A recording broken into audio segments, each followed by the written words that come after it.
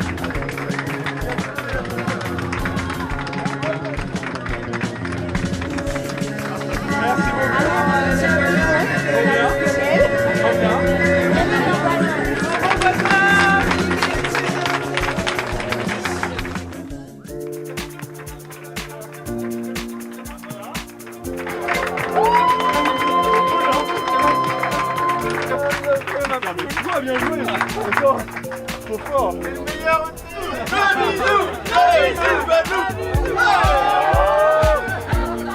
En forme. Putain, ce final. Attends Guy, viens jouer toi, attends.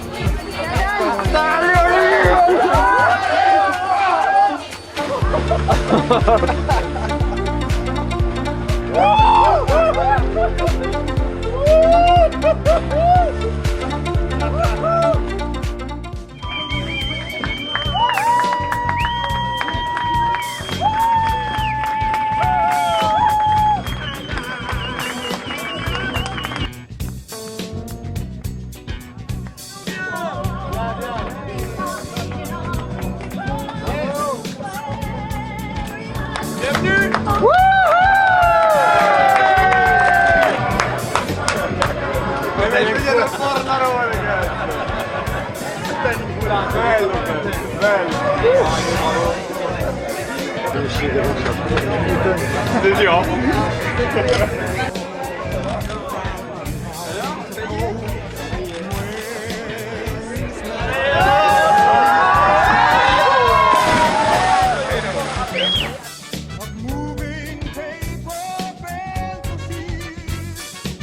Voilà arrivé.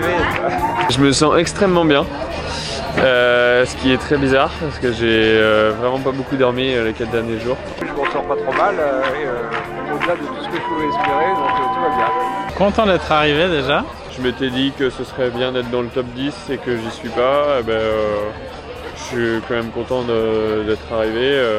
C'était déjà un énorme challenge d'arriver de l'autre côté. Je fais une course assez tout seul et en plus de ça, j'ai un peu mes moyens de communiquer avec les gens qui m'entourent. Qui me sont un peu restés dans les doigts au milieu du truc, donc j'ai été encore plus seul que prévu. C'est ma première transat dans des eaux chaudes, donc le côté sympa c'est au début c'est chaud donc c'est agréable. J'ai fait une belle remontée à un moment et j'en suis assez fier. Du coup, je suis content de l'avoir fait. J'aurais eu des regrets si j'étais tout le temps resté au même niveau du classement. C'est long quand même, j'avais jamais fait de 17 jours sur un bateau tout seul. Le côté pas sympa c'est que c'est très très chaud. J'ai cassé l'embrayage de mon vérin de pilote principal.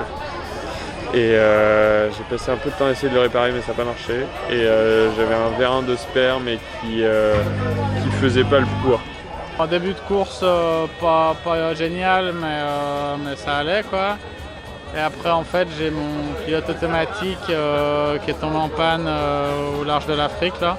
En plus on se blesse facilement parce qu'on est souvent torse nu ou en short, etc. Il y a un apprentissage, on va dire, qui est un peu douloureux. 10 heures avant, je me mets un immense vrac où j'ai plus de girouette électronique qui me permet plus d'avoir un pilote automatique en fonction du vent. Donc j'ai pas dormi et j'ai barré.